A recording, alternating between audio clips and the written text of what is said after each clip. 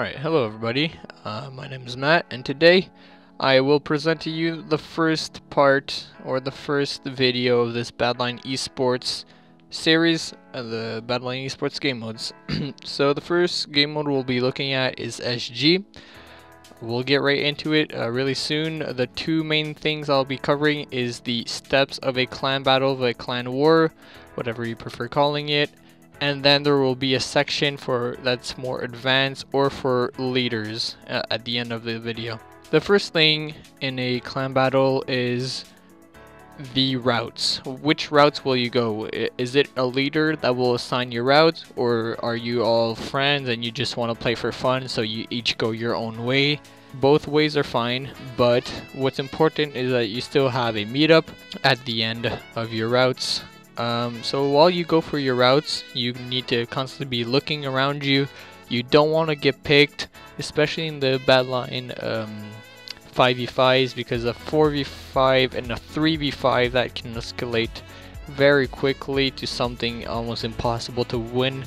So you want to constantly look around you, don't get picked, and it's really easy to run in SG. There's multiple callouts, you can even use chords if you're not familiar with the maps, but communicate your location at all time. You have 4 other teammates, don't be afraid to ask for help. Once you're done with your routes, you're gonna drop your crafting materials to your leader at the meetup that you've assigned together, or that your leader has assigned, so he can craft. If you have a crafting table on your route, don't be afraid to use it. If you've got two diamonds and a stick and you can craft a diamond sword, craft it right away. Don't run another minute and a half to I want to make sure my leader crafts the sword for me. No, just craft it, come on. So once you get to your meetup, the leader has crafted, he hands out swords, arrows, scabs, flint and steel, depending on the strengths of his teammates, or he can do it equally. Everybody has the same amount of arrows, but I personally think that if you got somebody that's better with a bow on your team, give him a few more arrows so he can be more impactful on the fight. As a leader, do not be greedy. If you aren't the best sword player, don't keep the diamond sword, give it to your best sword player so he can stand out and do his best. Finally, once you're all done doing that, you gotta find the other team and battle it out. I recommend doing everything really fast, because if you are faster than the other team, you can have an ambush on them, catch them by surprise, try to get a pick. They might not even have the time to craft everything, but usually if both teams take their time, there's a big bow fight before a sword engagement, so beware, do not trap yourself in corners, because if you do lose that bow fight, you want to be able to run away really easily and not run into a house or something if you turn around trying to escape and get rod tricked into the forehead, you know, and just drop right there. That's not what you're trying to do after that bow fight. You want to run if you lose it, or you want to pressure them if you're winning it. So that's pretty much it for the steps of how a clan battle, clan war usually goes down. Now on to the next section, which is more for advanced or leaders tips. Alright, so welcome to the advanced / leaders tips section of this video. We're gonna kind of follow the same order we had went with the previous section. So calling routes, I said that you can do with friends and, you know, just go your own way, but if you're taking it competitively, you should have a leader assigning routes. So the two things that you can do while assigning routes is, do we send our group, our team in one general direction, or do we allow them to split off a bit everywhere? Splitting off a bit everywhere has pros and cons. The pros are, if you do this method, it's probably because you're closest to the best routes, meaning that you could pick up more than 50% of tier 2s. So if you get more than 50% of the good chests, usually you'll get better gear, which is better for you. It can also be chaotic for the other team, It could force them into trying to pick instead of focusing on routes, so they end up not getting gear, just trying to kill somebody, and that person gets away. But that can kind of also be a con, because if the other team is good at singling out people, they know how to boost properly, they could pick you, and then you end up in a 4v5, 3v5, unfortunate for you. Another con is that you're far away from teammates, so you can't really, you can't ask for their help. They'll be getting their route still. And finally, the popular meetup for this method is corn. So the other team, if they're smart, they'll notice that and expect it, so they might go to corn, get an ambush on you, and you don't even have time to give out your stuff, proper swords, arrows, etc. The other method was going in one general direction.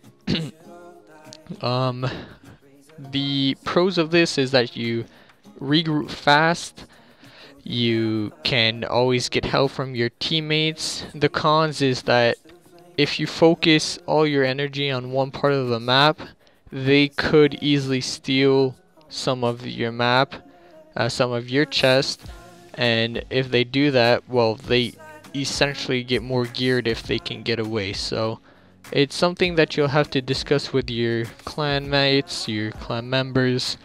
My personal liking is sending my clan in one main direction, and if I have a player that I know that can get away, a really smart SG player, then I'll be like, okay, I'm not worried that you'll be able to run away. You'll properly communicate your location if you do need us to help you. So I'll send that player in a completely opposite side of the map, so it could be a 1-4 split or sometimes a 2-3 split, depending. It really depends on the map where the tier 2s are also. So on to the next step.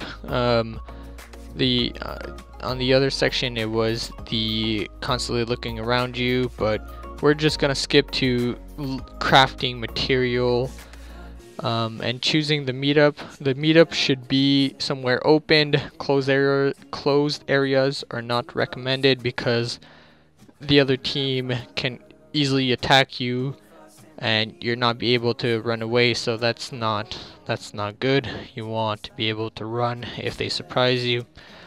Tips for crafting and distributing your stuff. If there's a chest nearby, I strongly recommend that you use that instead of having everybody drop their items on you. It's way easier to just pick it up in the chest. You should craft your sword first. You don't want to accidentally use up all your sticks on arrows. Then you craft the arrows, gapples, and if you have extra ores, you can even craft armor or FNS. Alright, so finding the other team and traveling. As a leader, you shouldn't be in the front. You should be at the back of the pack, eyes on your members at all time. Assign a person who is alert, not afraid to speak up when they think there's something important in front of your crew. The best description of this player would be calling him an officer. You and the officer should be the ones talking the most during a clan war, clan battle. Because of this, you want to make sure that this is a player that you trust and have great chemistry with. The role of the officer is to give you information about the other team or what's in front of you. In case the best decision is to be a bit more passive, I recommend that the officer is a passive player also. An aggressive player may try to call something on their own, tell people to go in right away, but it is from the back that you have the ultimate knowledge of where everyone is and what everyone can do. Finally, in the actual team fight, how should you handle it? I think you should pick a weak armored player to shoot with a bow. Be aware for a flank from the other team. Spread out as much as you can. You don't want to shoot your own teammates. Use terrain to your advantage, corners, high grounds, etc. Every map is different. You will probably never take a team fight the same way. Even if you play 100 times on the same map, every time will be a different encounter, so you gotta be creative at all time. That's pretty much it for the SG, for SG clan battles. If you got any questions, you can PM me on Discord or leave a comment. I'll have my Discord in the description. So yeah, I hope this was helpful.